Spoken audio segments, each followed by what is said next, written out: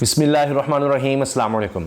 اب یہ تو کوئی ڈھکی چھپی بات نہیں رہی کہ میاں نواز شریف صاحب سے جو وعدے کیے گئے ان کی تکمیل ہو رہی ہے اس وقت ملک میں، اور چاہے پارلیمنٹ ہو، چاہے عدالتیں ہوں، چاہے آپ پکڑ دھکڑ کی بات کریں، جتنے بھی ادارے ہیں، پولیس، FIA اور اینٹی کرپشن، حکومت تمام اور اس کے ہواری اور ان کی سپورٹ کرنے والے PDM جماعتیں، اب یہ صرف ایک مقصد پر ہے کہ کسی نہ کسی طرح الیکشن نہیں ہونے دینے، اور اس کے لیے آئین تو انہوں نے پہلے ہی پامال کر دیا، آئین توڑ دیا، 90 دن کے اندر تو الیکشن یہ کسی صورت نہیں کروانا چاہتے، لیکن اب یہ سپریم کورٹ پر بھی حملہ آور ہیں۔ لیکن اس کوشش میں جس طرح ہوتا ہے کہ جب آپ بہت زیادہ ڈیسپریٹ ہوتے ہیں، آپ اس کو غصہ کہہ لیں، جھنجھلاہٹ کہہ لیں، تو اس میں بہت بڑی یہ اتنی بڑی غلطی کر دیں گے، اتنا بڑا بلنڈر کر گئے ہیں کہ جس کا حکومت کو اندازہ ہی نہیں ہے، اور یہ کچھ دنوں تک اس کے اثرات آنا شروع ہوں گے اور پھر آتے چلے جائیں گے۔ انہوں نے اتنا بڑا بلنڈر کر دیا ہے۔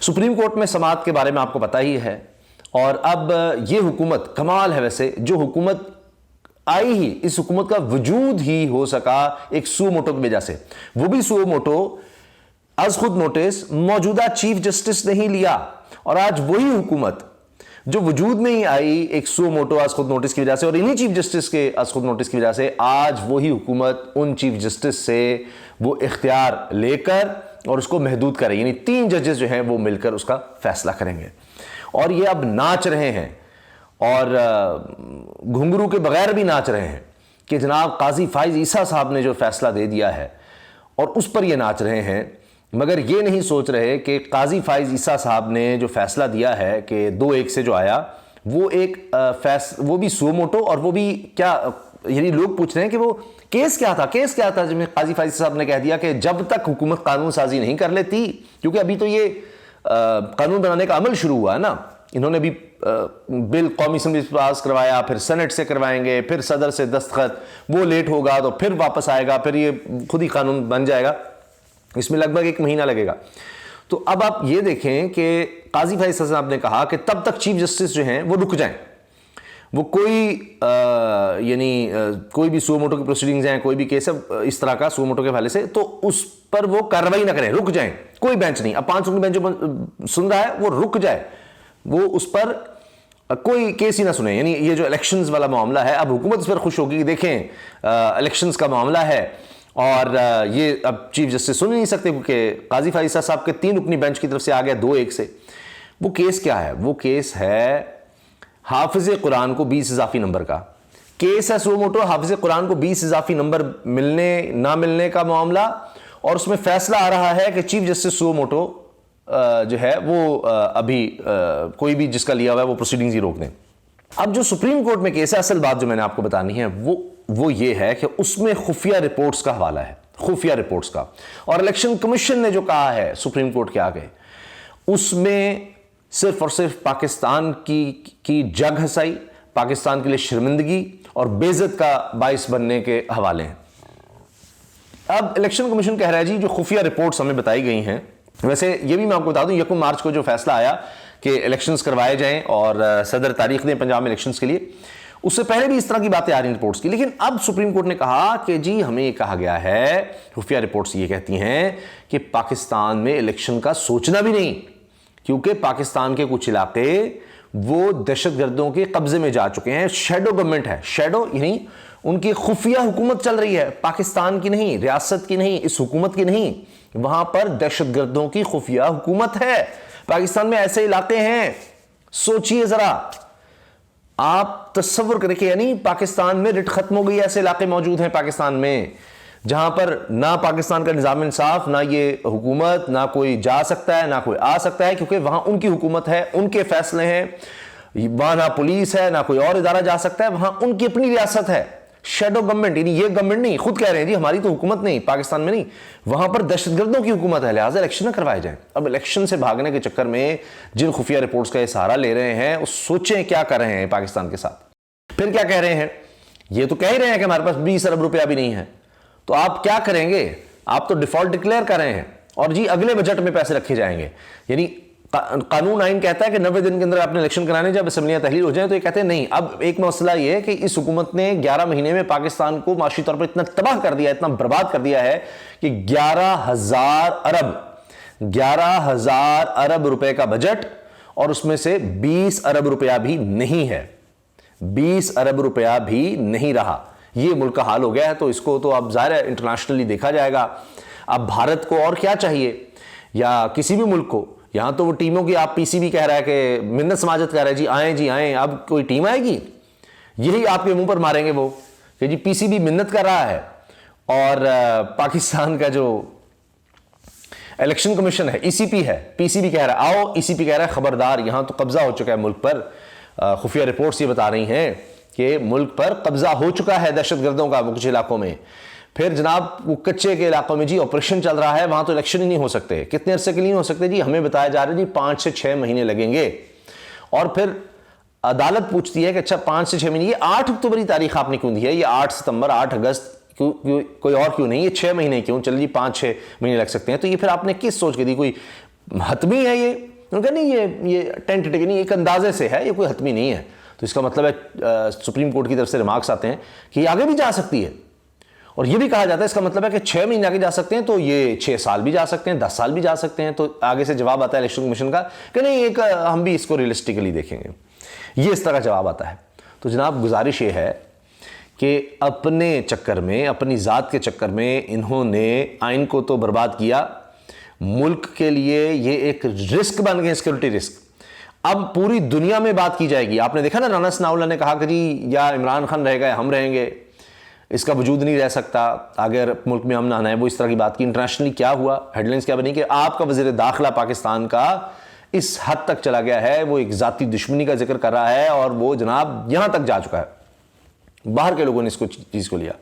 اب اس کو تو وہ کوٹ کریں گے کہ یہ تو جناب عدالت میں یہ بات ہوئی ہے، ان کی خفیہ رپورٹس اپنی ہیں، یہ چھپاتے ہیں، جھوٹ بولتے ہیں، آپ کو بتاتے نہیں. یہ کہتے ہیں ملک میں امن ہو گیا.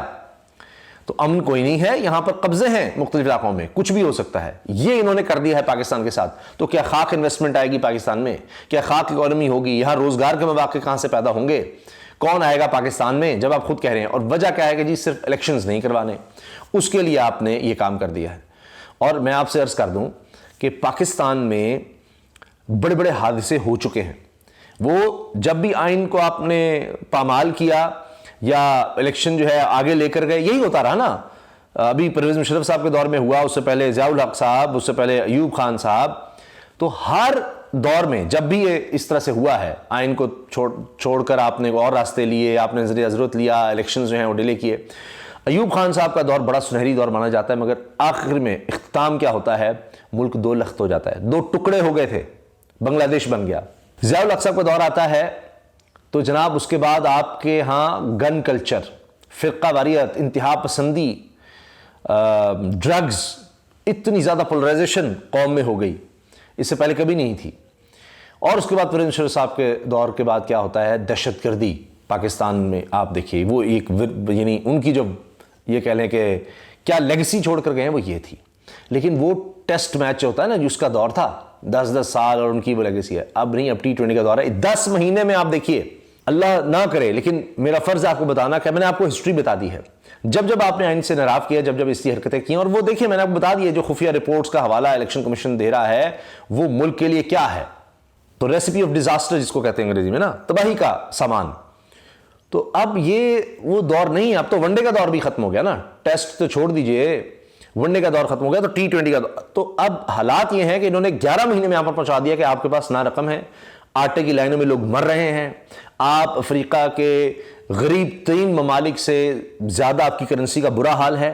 اور اب وہ آٹے کی لائنیں یا اس طرح کے مناظر جو ہیں، دنیا کے غریب ترین، پسماندہ ترین، بھوک تھی یہاں پر، جہاں پر قحط تھا، بھوک تھی، بھوک سے لوگ مرتے تھے، اس کے مناظر آپ دنیا کو دکھا رہے ہیں. وہاں پر لوگ مر رہے ہیں آٹے کی لائنوں میں. انہوں نے 10-11 مہینے پر یہاں پر پہنچا دیا ہے. اور اگر کسی کا خیال ہے کہ یہ الیکشن ڈیلے کر کے، یہ 6 مہینے الیکشن ڈیلے کر کے، یا اس کے بعد بھی جو پلان ہے وہ سب کو پتہ ہے، جو وعدے جو ہو چکے ہیں کہ عمران خان کو مائنس کر کے نواز شریف کو پلس کرنا ہے، اسی کے لیے وہ قانون سازی کر بھی لی ہے.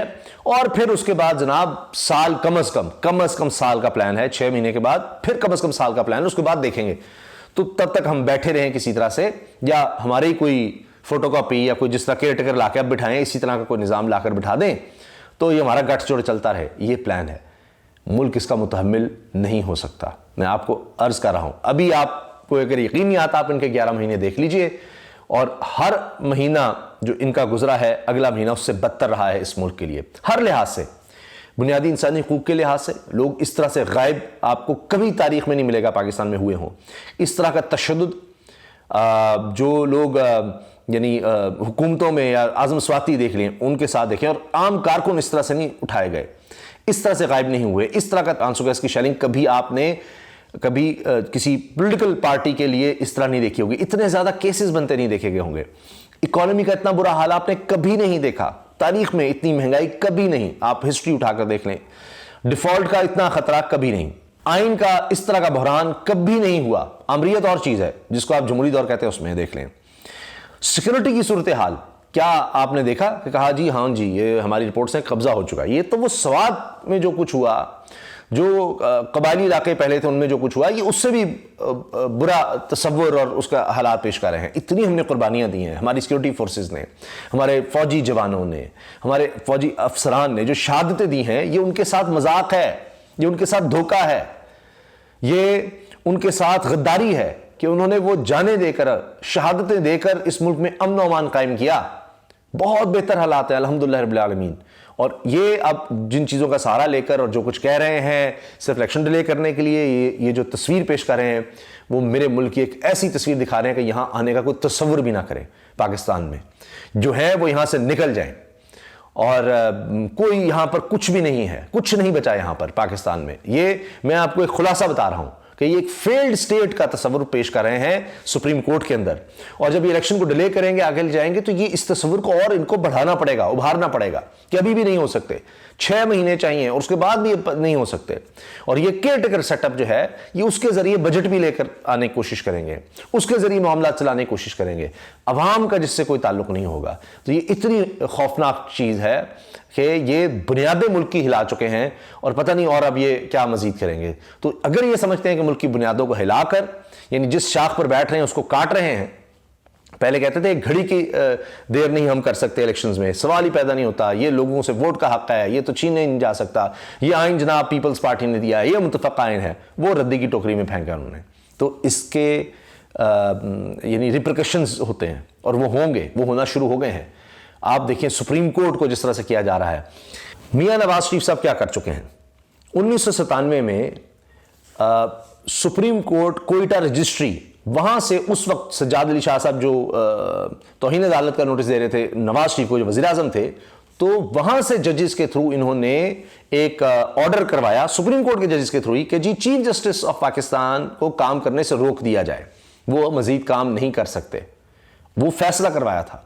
ماضی میں یہ کام یہ کروا چکے ہیں, یہ اس چیز کے ایکسپرٹ ہیں, مگر یہ بھول جاتے ہیں کہ اس کے بعد اختتام کیا ہوا تھا. آج میں دیکھ رہا تھا, پڑھ رہا تھا, لوگ کہنے جی 90 کی دہائی میں نون لیگ واپس چلے گی, اگریسو. مریم کی آپ دیکھیں, ان کی گالم گلوچ دیکھیں, مریم کا لہجہ دیکھیں, اگریسو ہو گئی ہیں, گالیاں, یہ وہ, نشئی, گیدڑ, زیبرا, گدا, فلاں, یعنی پوری تقریر. عمران خان نے 10 نکات دی اور لوگ کہہ رہے ہیں مریم کے کیا تھے 10 نکات, چور, نشئی, بھگوڑا, نہیں بھگوڑا تو نہیں, وہ تو میاں نواز شریف صاحب کو کہتے ہیں, وہ تو یہیں تک ہیں, وہ ڈرا بیٹھا ہے, وہ فلانا ہے, وہ گیدڑ, وہ مطلب انہوں نے 10 گالیاں جواب میں دی ہیں.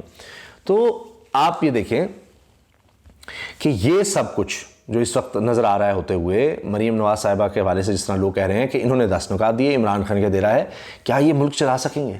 کیا یہ ملک چلا رہے ہیں؟ یہ کس حد تک ملک کو لے گئے ہیں؟ تو یہ ماضی میں یہ کام کر چکے ہیں. اور ہاں جی, تو وہ بات بول رہا تھا کہ 90 کی دہائی والا انہوں نے سٹانس, جس طرح بے نظیر صاحبہ کی مطلب نازیبہ تصاویر وہ کر کے وہ جعلی اور وہ اوپر سے پھینکنا, وہ سب کرنا, تو اب چونکہ ادھر چلی گئی ہے نون لیگ 90 کی دہائی میں اگریسو ہو گئے ہیں, فلانا یہ وہ, کہ یہی کام بے نظیر کے ساتھ کیا تھا. تو یہ ان کی اسٹرینتھ ہے. تو اختتام کس چیز پر ہوا تھا 90 کی دہائی میں, وہ بھی دیکھ لیجئے. میاں نواز شریف صاحب پھر ڈیل کر کے یہاں سے نکلتے ہیں, تو ابھی تو وہ آئے بھی نہیں ہیں, تو اس کو بھی ذہن میں رکھنا چاہیے. اپنی رائے کا اظہار کمنٹ سیکشن میں ضرور کیجیے گا. اللہ حافظ.